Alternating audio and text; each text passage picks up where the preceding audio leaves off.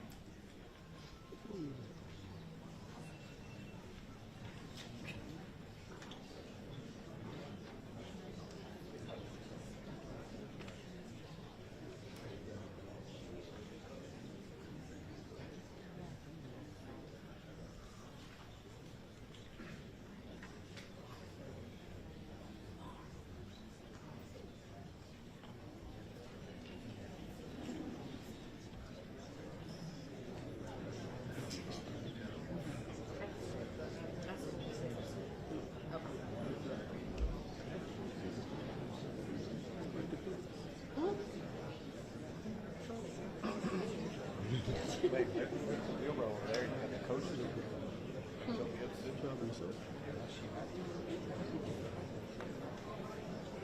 I think the story is better stories than you would read. Our story's all made up.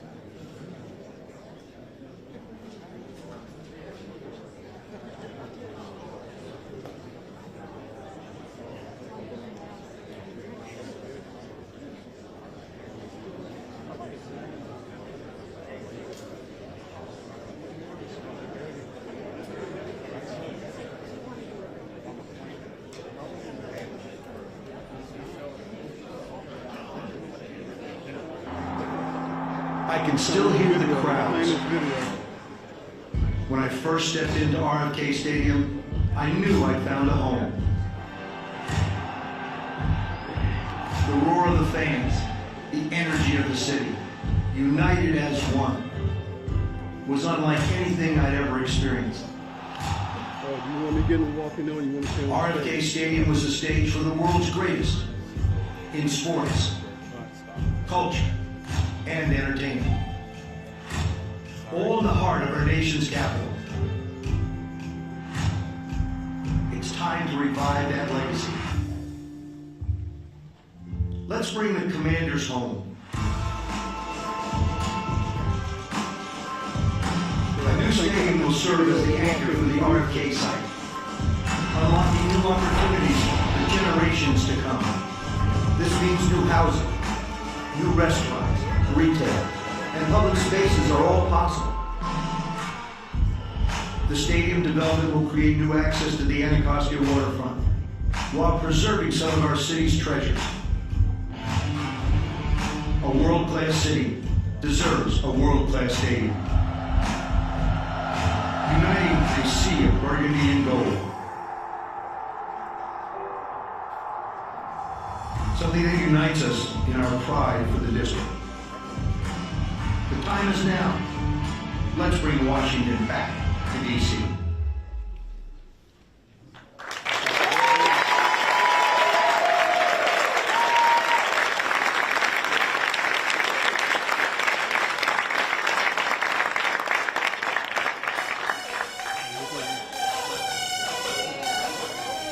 Welcome to D.C.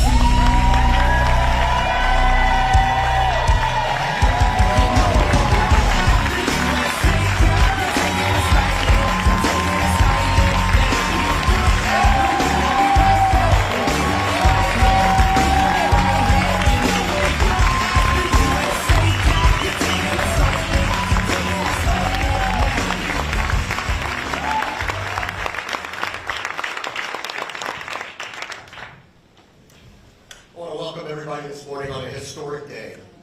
My name is Graham Whiteside. It is my honor to welcome you all here to the National Press Club on a historic moment for both the city of Washington, D.C., the region at large, and our beloved football team, the Washington Commanders.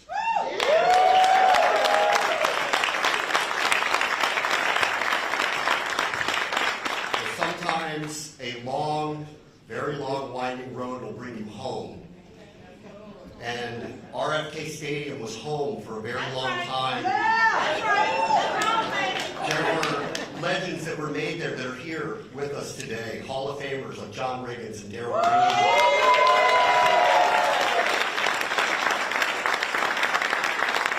A second Super Bowl MVP, Doug Williams.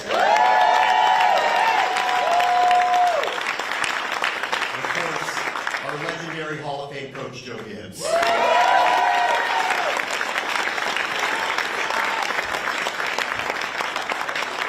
Today is not only about the past, it's obviously about the future as well. So it's fitting that next to Joe Gibbs is our head coach, Dan Quinn, and our general manager, Alex Pierce.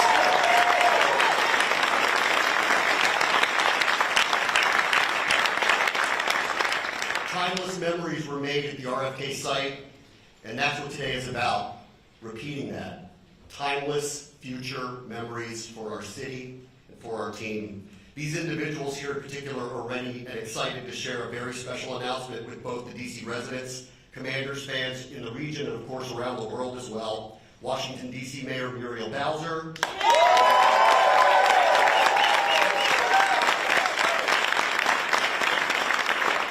managing partner of the Washington Commanders, Josh Harris.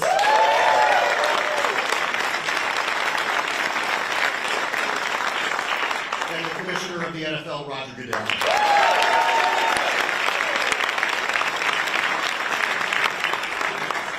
Been waiting a long time to say this to Madam Mayor. It is time for kickoff. So, Mayor Bowser, the floor is yours. Thank you, Graham.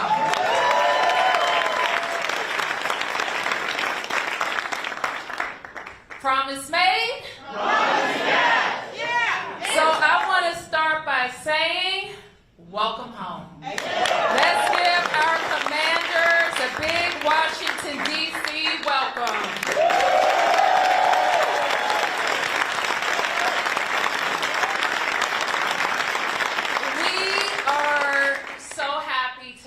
this morning about bringing our team home to the sports capital, back to RFK, where they belong.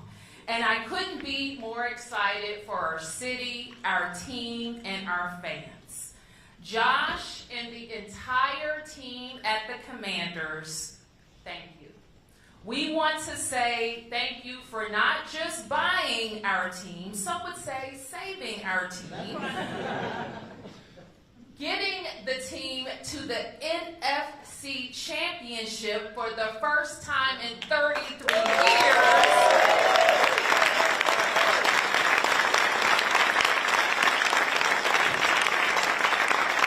I want to thank you for making a transformational investment in Ward 7. Yeah! In our city, especially now, a time where we need it the most. Commissioner, I know you can't have favorites, but we know where you grew up. And this is a big deal. I've been working on this for the 10 years that I've been mayor. Yeah. And now we have the right partner at the right time. And Josh is someone who cares more than just about this franchise. He cares about doing the right thing. And he likes to win. You've heard me say that. He knows how to put together a winning team. And throughout this process, it's been a cooperative one.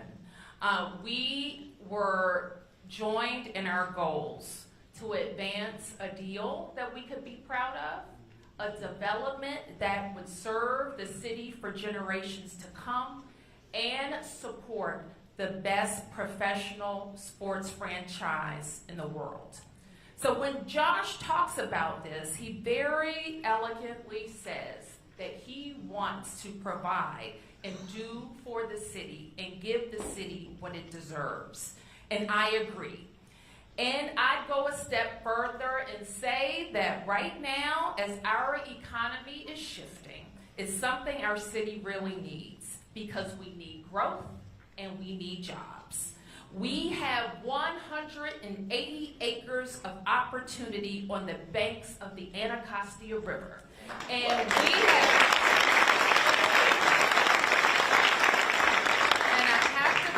to acknowledge our Congresswoman and Congressman James Comer of Kentucky, who advanced a bipartisan effort to deliver that land to D.C. Thank you, Congresswoman.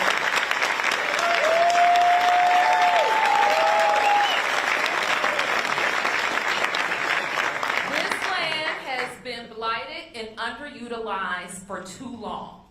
And what our deal with the Washington Commanders provides is the fastest and surest route to developing the RFK campus, and not just delivering sports and entertainment, but delivering housing, jobs, recreation, and economic development. We will be able to deliver thousands of homes here. It will deliver a world-class, community-focused sportsplex for our kids. It will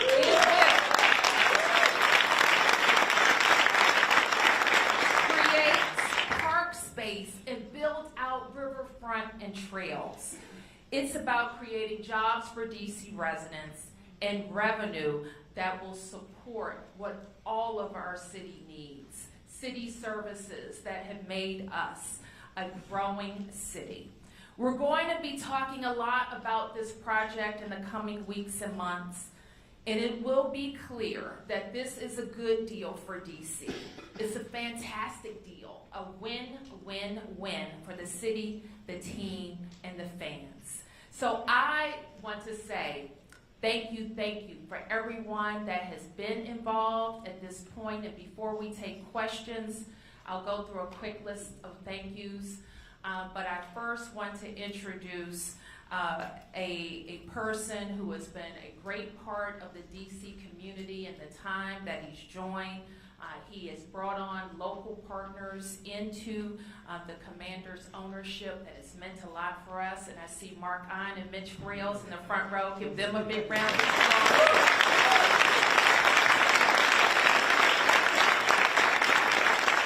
These guys bet on DC a long time ago, and I am just so grateful for your partnership, Josh. And you have the floor. Josh Harris, the owner of the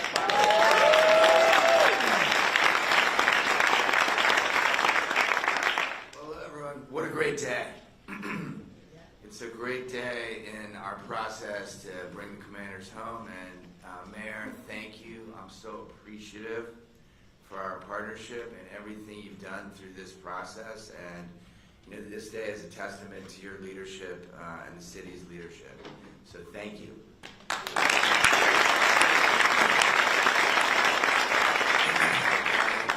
And thank you to the council members that are here.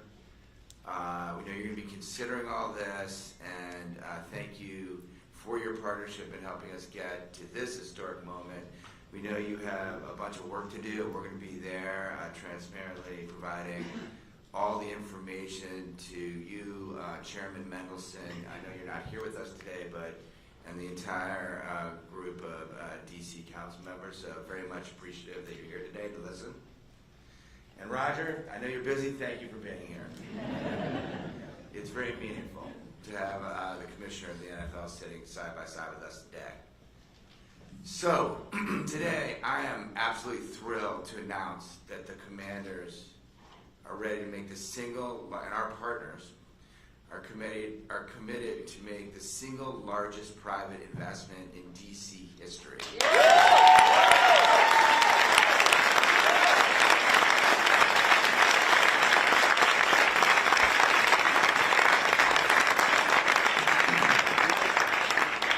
One of my earliest memories of walking down East Capitol Street to RFK. I only knew one person, my Uncle Jerry, who Robbie Miller's sitting right there, who had tickets because there was a 25-year waiting list. And I got to go once or twice a year, but I watched every game intently. And I grew up watching the greats, whether it be Sonny Jurgensen, Billy Kilmer, Joe Theismann, Mark Ripien, the Hogs, Joe Gibbs, Art Monk, and 3 Super Bowls. Yeah.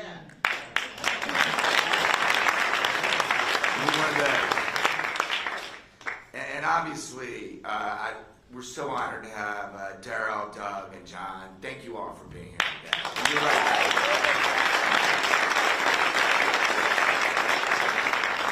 Adam and Dan, no pressure.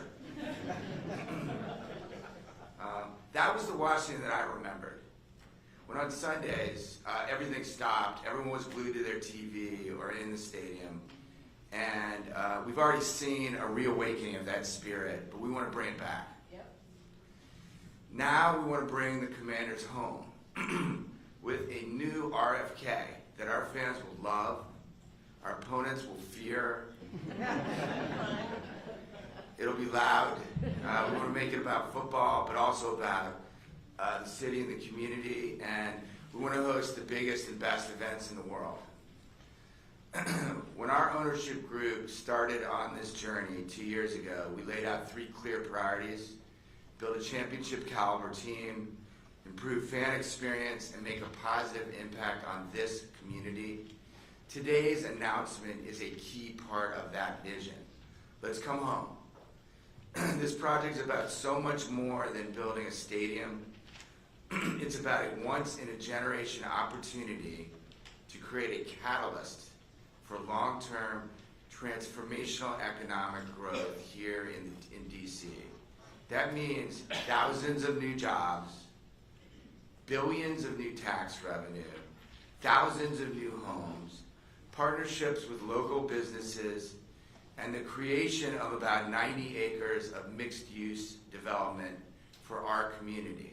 And you know what? The city of Washington and the DMV deserve it.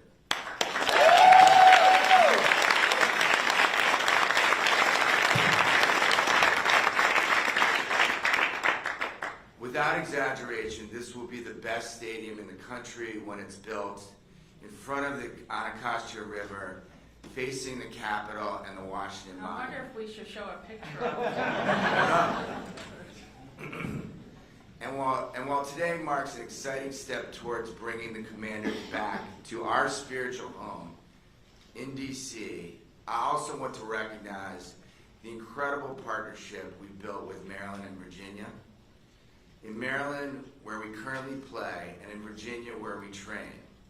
I just want to say that I'm particularly grateful to Governor Moore and the Maryland leadership for their support and shared belief in what we can achieve together at our current stadium site as we move where we play football games to new RFK. Thank you, Governor Moore.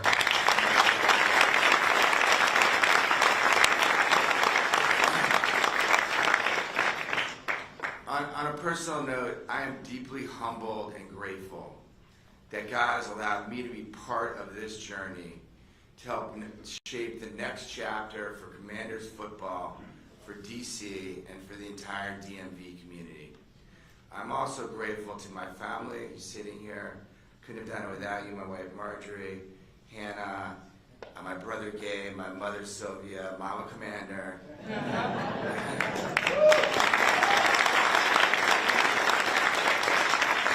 I couldn't have done it without my partners, Mitch Rails, Mark On, Mr. Fallick, and others that I'm not sure if they want to be mentioned or not, so I'm not going to mention them, who are in the audience.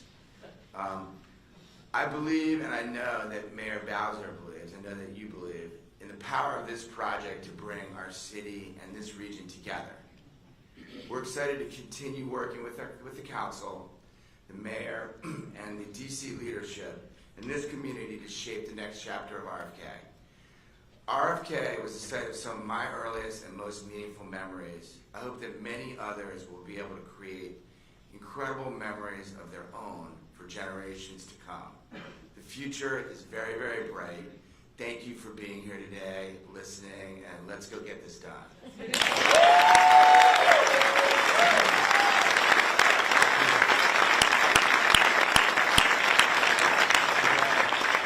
We will take quite an investment in infrastructure because we're going to make that stadium shake once again. Do it.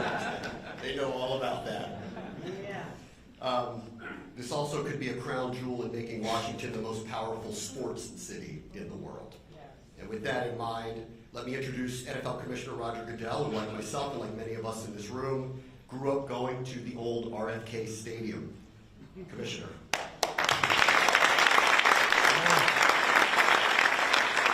Good morning, everyone, and thanks, Graham. This is a very special day, one that many of us have been looking forward to many years.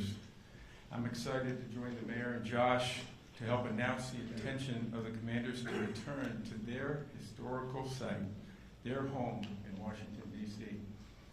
Thank you to Mayor Bowser for your leadership, extraordinary, and we're here and glad to support you, and of course to Josh for your incredible leadership.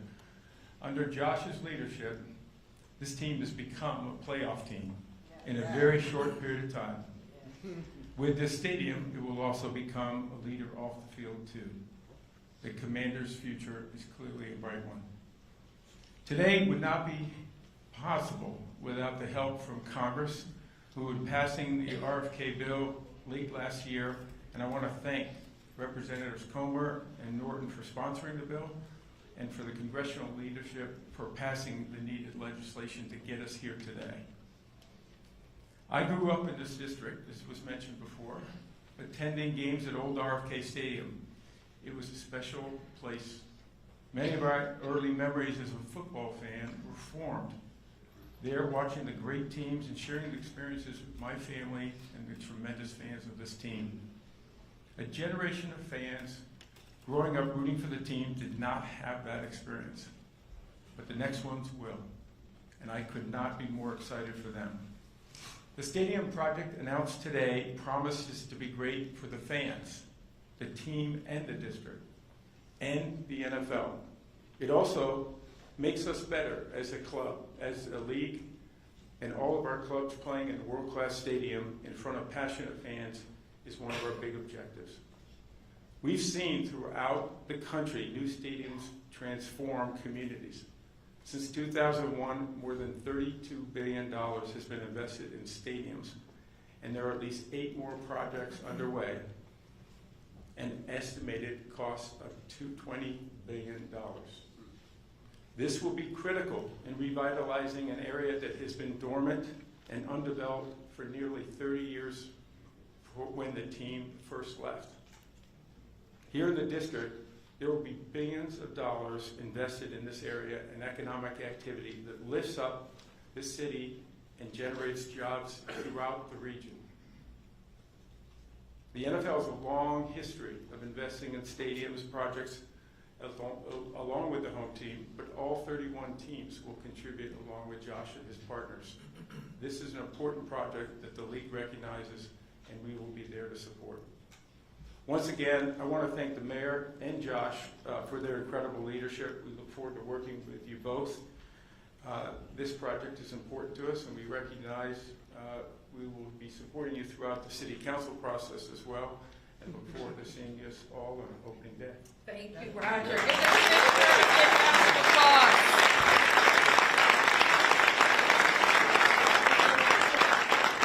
So let me just quickly mention some folks who have worked really long and hard to get us to this point. But I also want to emphasize that we have more work to do. And my team will stand ready to work with the members of the council, providing all of the information that they need. I want to recognize the council's chair for Business and Economic Development, at-large council member Kenyon McDuffie.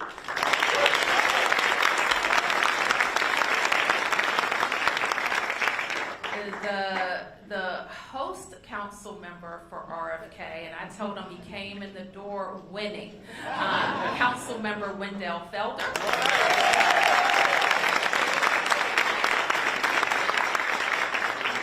The council member who has been my partner throughout my tenure for housing and making sure we deliver it, at-large council member Anita Bonds. Thank you for being here. Very quickly, I call them my big deal team because we do big deals here. And I asked this lady to join me when I became mayor 10 years ago. She thought she was retired. She told me she would stay for a year. And 10 years later, she's here. And I want to thank Beverly Perry.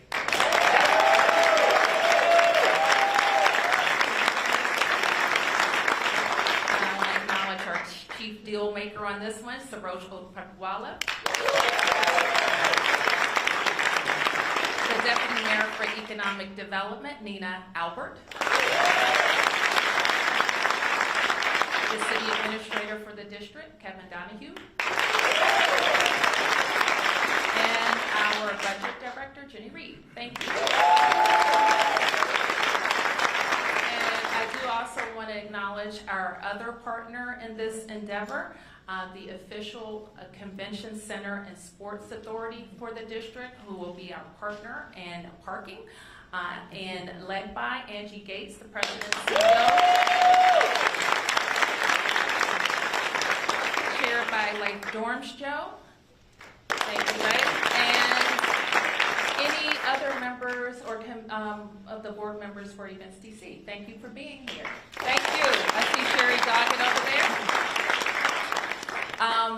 And I want to also acknowledge our expert partners who helped us put together this deal with the team: ASM Global, CSL, Hyatt Brown, Gensler, Kutak Rock, Tiber Hudson, PFM, Legends, and Perkins. Give them a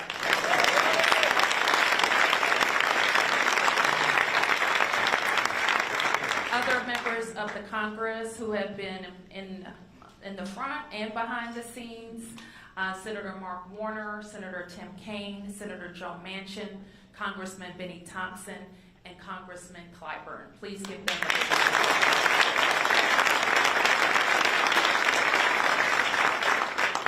May I also mention, look, this thing came together 100-0.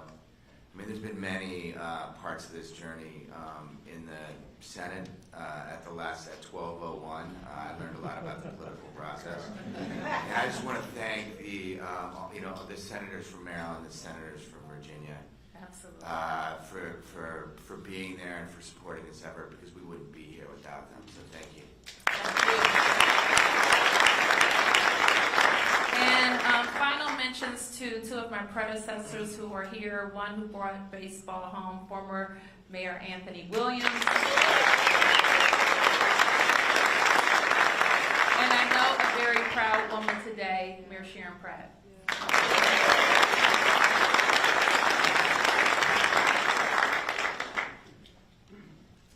Oh, Councilmember Pinto in pink. I'm sorry. I failed to acknowledge our host council member for today and a very, very early and strong supporter of bringing the team home, our Ward 2 Councilmember Burke.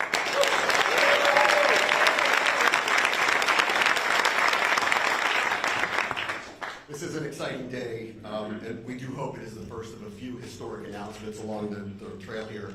Our panel has agreed to take a few questions now, so why don't we do that, and let's start with John Kime from ESPN.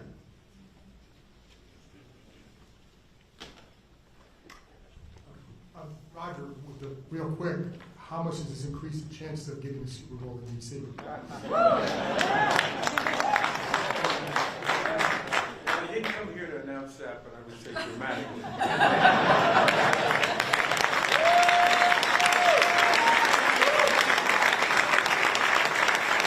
Our next question, Sam Fortier of the Washington Post. For all of you, when did this moment start to feel real, and what does it feel like right now? Well, I'll start. I mean, obviously, this has been a vision of ours since we bought the team, bought the club. It was in our original plan. It's been a journey. It's been a process. I'd say, for me personally, it really started to get real in the last few weeks when, when the mayor, I think, shook me by and said, "We got to get going." We're waiting around for some politics to occur, but it got real then, and we're so happy to be in partnership with the city and the NFL announcing it today. For me, Sam, I knew once we got the land that we needed to be ready. And when I sat across the table from Josh, and we kind of had a time frame in mind that this had to get done, or we were both going to have to move on. He was going to have to move on from us, and we were going to have to move on from the team. And so once we established that, I already knew we had the best site. I knew we had the best site. And once I knew that he wanted to be back home, that we chartered a path to get there. So I would say when we knew we had the land, we'd already been working on a pretty good plan, and now we're here. All right, thank you. I would just add very quickly, these projects are not easy projects to take on. They're complex.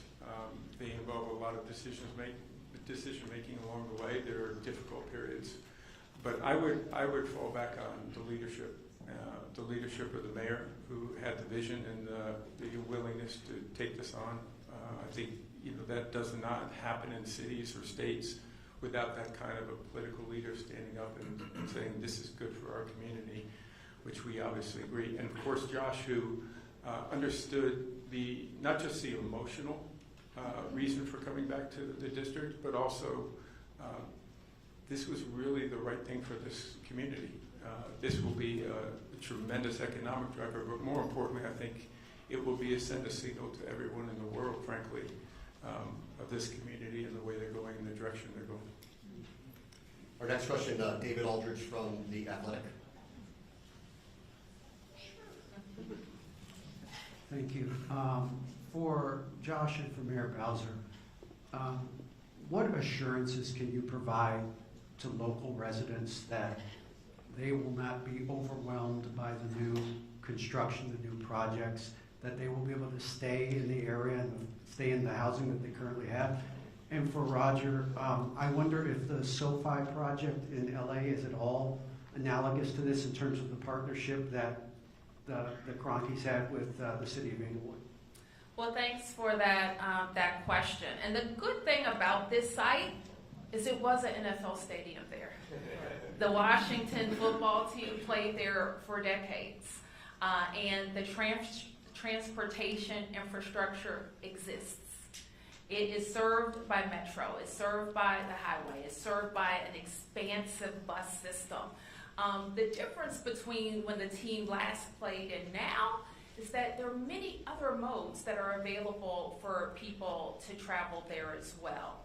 What we've heard from the community is they're tired of the blight, and they want the 180 acre parcel to be brought back to life. So one advantage is that we won't just have what's there now, a sea of parking and a stadium. We're going to be able to have a wonderful mix of uses. I love that we can show a map that demonstrates all of the different parcels that will be engaged, that include entertainment, an entertainment district that has set aside park space, including the area that can't be developed right along the Anacostia River, and an entire recreation district that the district will populate with the existing fields in our sportsplex, and what we're calling the Kingman Park District, which will be largely residential. So this is what we promise to deliver, a mix of uses that includes an NFL stadium. Yeah, David, the other thing I would add, and that's well said, is just that only 15%. Right now, there's a crumbling. I mean, we've walked around there a bunch of times, and there's nothing there, right? And it's just been that way since RFK closed in the 90s. And so now we're bringing this area back to life. We're activating the area. And the stadium itself is only 15% of the overall land mass. So, obviously, this is going to be a great thing for that area in terms of activating, the Anacostia River. You can actually ride your bike from Nationals Park. It's a 15-minute bike ride. Activating, enhancing the amenities for the neighborhoods there, grocery stores, other things, restaurants. So that's a big part of what we're doing. David, I think you asked about analogous to other stadiums. I think Atlanta is a very interesting analogy also. I think Los Angeles clearly is. I think Detroit is. I think there are many cities where they have seen the value of the reinvestment into that community. A stadium being surrounded by a development such as this that I think is very powerful, and they've all been successful, both in, I think, the community's mind most importantly, but also in our mind. But I also think they've been successful from an economic standpoint. Our next question is from Stephen Wino of the Associated Press. Josh, my question's for you. Obviously, I know you guys have been looking at sites in Maryland and Virginia in the district. How much of sort of your investment was for you guys, as Mitch and your ownership group, nostalgia about how much you guys as a team wanted to be back at the RFK site? Yeah, I mean, obviously look, we all grew up here, right? And we all were certainly touched by our experiences, but I think it was less nostalgia and more just a deep connection to understanding how important the location was. It's in the middle of, you've got, the DMV is obviously Virginia, Maryland, and DC. DC happens to be in the middle. Obviously, we all experienced, the rumbling of RFK and the centrality of that location in terms of its proximity to the seat of government and to businesses and being in the middle, as well as the experience of a city stadium, right? Like walking there, taking the metro, kind of the experience itself. So I think that all of those things contributed, but at the end of the day, it was the right thing. It was less nostalgia. It was more just the fact that we had grown up here gave us that vision to, not look at the crumbling concrete that was there, but remember in our minds the vivid nature of what Washington football was all about and how it really brought a city that was socioeconomically, distinct and challenged at that point with lots of groups of people together, right? No matter where you were from, who you were, your race, color, religion. On Sundays, you were a Washington football fan. And so that really did contribute to our focus on it, and then, kind of brought it to life. And then look, let's face it, Washington is amongst, if not the most important city in the world. It's a gateway city for the United States of America, and to have a stadium and a site, where you can see the Washington Monument, you can see the Capitol. I remember watching on TV those shots and having John Madden talk about, we're here in the nation's capital, and there's the Washington Monument, there's the White House, there's the nation's capital, and then there's RFK at that bowl, right? And so all that stuff was incredibly motivating to all of us. Our next question is from Chick Hernandez at WUSA. Alrighty then. You gonna hold us? Okay. Commissioner, we've had 2 decades of darkness here with this franchise, and then it turned around. What's the league view of this franchise and what's taking place right now with this welcoming back home? Yeah, I would say that the league view is incredibly positive. Josh coming in and I think making a commitment to this franchise that they were going to be one that this community would be proud of.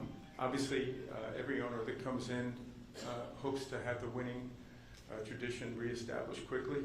I think Josh may have been ahead of his timetable a little bit, but good for him. And I think it's good beyond... GM and coach, quarterback. Peyton helps, but he's got a great team over here. But I would say that we look at this as a very important football market. This has been one that we want to have, obviously, a sterling franchise in this community. We feel that we have that now. It's going in the right direction.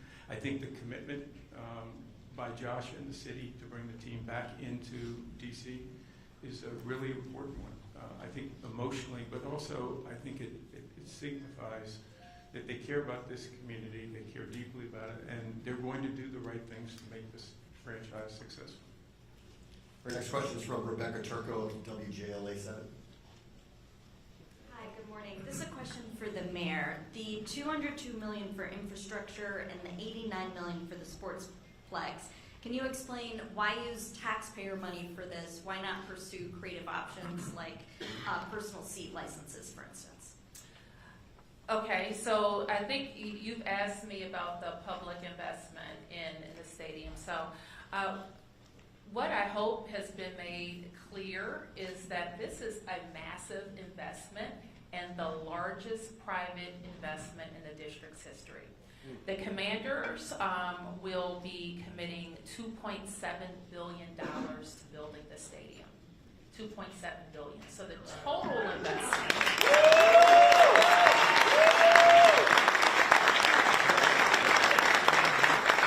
Total investment will be $3.6 billion. Our part of the investment will be $500 million to support horizontal stadium construction. And Events DC, as I mentioned, our partner, is partnering for parking in the sum of $181 million. And the district is also partnering in parking for a total of $175 million. At the end of the day, we will own both of the parking garages. And so, in addition to that, is we would, and as we have done with all public parcel development, we contribute to infrastructure development. And so we have the sum of $202 million listed there for roadways and transportation studies and the like that support bringing RFK to life. Very similar to what we're doing at McMillan, or what we've done at St. Elizabeth's, or what we've done at Walter Reed, or what we've done at the adjacent Hill East. That the district goes in and supports infrastructure and works with a trusted development partner to build out, and that's how we expect to proceed here. As it relates to the sportsplex, This is a long promise of mine. I think you know, 3 years ago, I made my first investment in the Sportsplex in our capital improvements plan, and we're coming back as part of this package to make sure we deliver it. You may not know this, but our kids right now leave school if they are indoor track athletes, for example, and they travel out of DC to go do track. Our gymnasts, they go around the region. Our cheerleaders don't have a place to cheer. So we need a world-class indoor sports facility, and we will invest in it at RFK.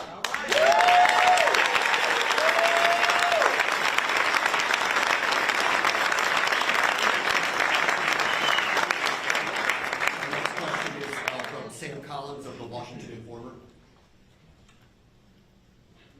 Peace and blessings. Sam P.K. Collins of the Washington Informer. Madam Mayor, and anybody else who wants to answer, if we can just talk about, as it relates to the community benefits plan, what is the timeline of stakeholder engagement? How much in funds are we talking about being dispersed? And is this an arrangement that's happening in perpetuity or for a limited time? Well, with all economic development projects, I start with this, and I've been involved with a lot over the years. The number one community benefit is what we will deliver on the site. So we will be able to deliver because of this catalytic anchor investment by the commanders between 5,000 and 6,000 units of housing. We will be able to deliver more hotels. We will be able to deliver more jobs. So those are the chief economic benefits. When we look at this, more than 16,000 jobs will be created and more than $20 billion in tax revenue over the period of this commitment. Those are the benefits. Additionally, we have laid out some pretty preliminary ideas with the team about other ways that the community will want to be involved in the site. I know I've had some preliminary conversations with members of the council, and the team has had preliminary conversations with members of the council, and I expect those ideas will be fleshed out during the council process. The next question is from Mark Seagraves of NBC4. Hey, good morning. Thanks very much. A question for you, Mayor Bowser, and a question for you, Mr. Harris. Mayor Bowser, just wondering what you will say to residents at a time, you're faced with an enormous uphill budget battle going forward, both in the 2025 and the upcoming 2026, with the prospects of layoffs, cuts of services, and hundreds of millions of dollars cut from the out years in the budget.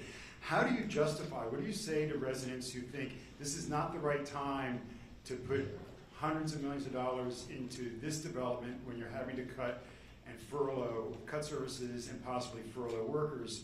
And then, Mr. Harris, for you, you mentioned that through this you've learned a lot about the political process with the federal government. You're about to learn a lot about the political process with the DC Council. And I only see 4 council members here today. You're going to need 7 votes. I'm wondering what your plan, we saw what happened with Monumental in Virginia. I'm wondering what your plan B is and how serious you've negotiated with Maryland throughout this if this deal falls through, if the DC Council fails to approve this. Yeah, well, first, Mark, I want to make sure you're not confusing viewers. We're not talking about the CR caused FY25 summer crises. We're not talking about that. What we're talking about is our future. We're talking about our FY26 budget. I'm advancing a balanced FY26 budget. That is both focused on right-sizing spending, for sure, but it is also making some big, bold investments in growth. Yeah. Now is not the time where our economy is shifting. You know what our job is right now? Our job is to replace economic activity for 40,000 people. Okay. If we don't make some change, they may not have their jobs. Okay. If we don't make some change, they may not live here. Okay. So our job is to advance a budget that is bold and that invests in growth. and I'm going to be talking a lot more about all of that growth agenda. But it starts with a catalytic investment at RFK. All right.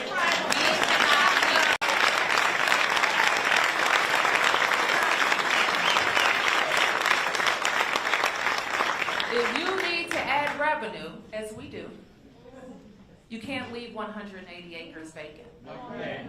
If you need to add jobs, as we do, you cannot wait for an anchor to show up to start developing there. When you need to attract business, you have to be about business. That's right.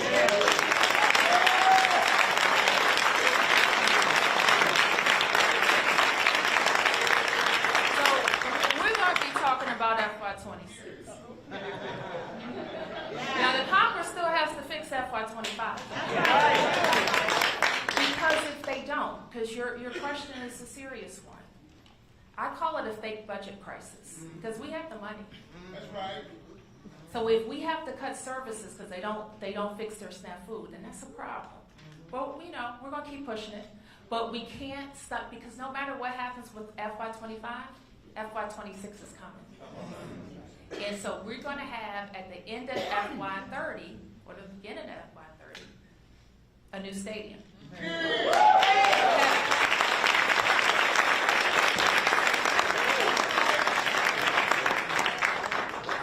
I think that this is an incredible ROI for the city of DC, the local community around the stadium. Literally, the mayor has done an amazing job at negotiating on behalf of the city, but also becoming a partner with us in an investment that is going to create like billions in tax revenue, thousands of jobs, a whole new community, and tie together the city. And look, I look forward to continuing my engagement and intensifying my engagement with the council, both Ward 7, but also the broader DC. Communities and the people that are representing the broader DC community, and being super transparent, giving them the details they need. And I think the project speaks for itself. And I think the project will stand, and I believe will convince the council this is in the best interest of DC.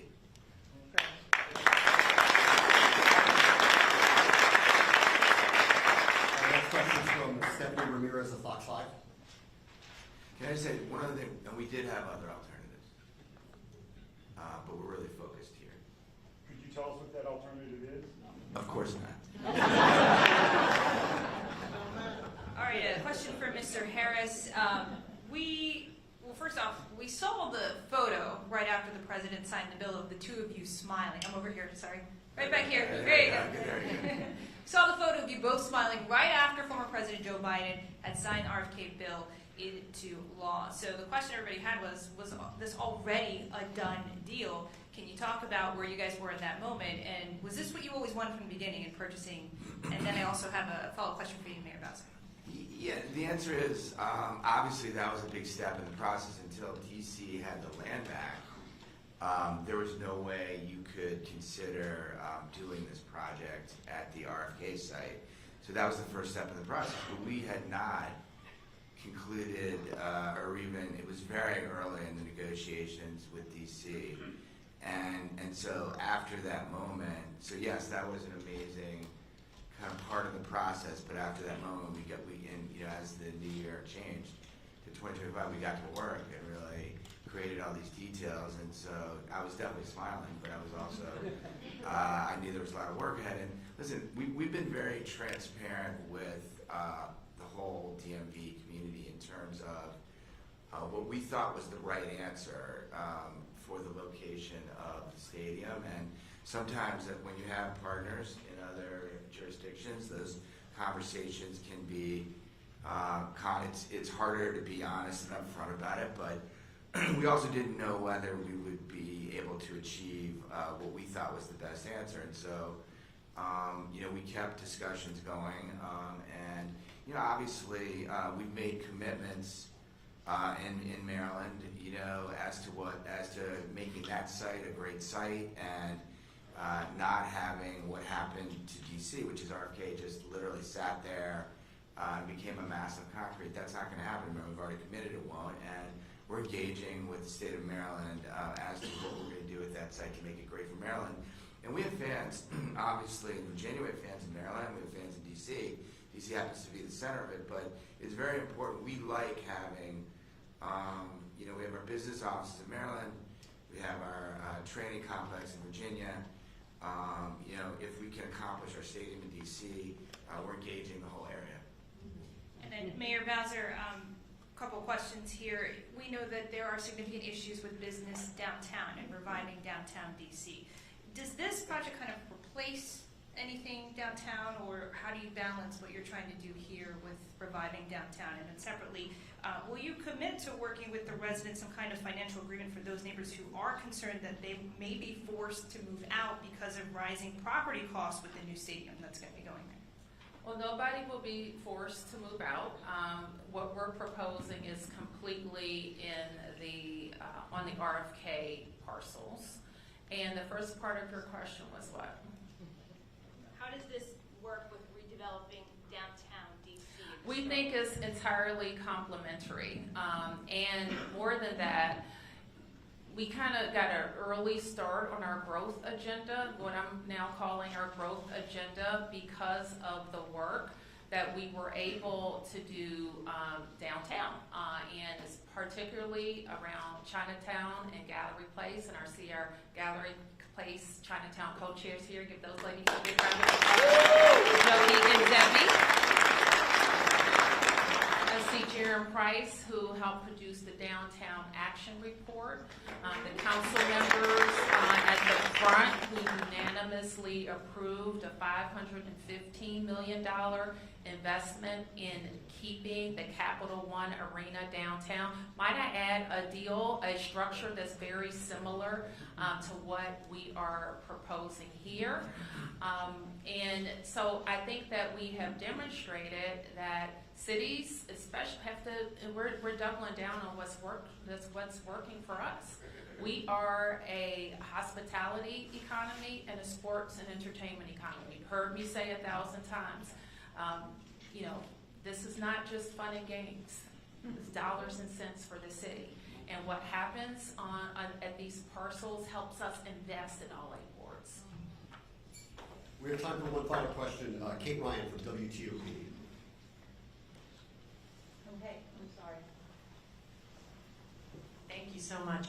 Once again, in terms of having this team return here, what do you envision in terms of people being able to afford it like they did in the old days? You'd walk over from your backyard barbecue to the games. What are the prices going to be like? Yes, I think Mark I pulled out a ticket, and I hate to say it, from 1972. He kept it somehow, and it was $12 fees. But look, I think obviously for us, affordability.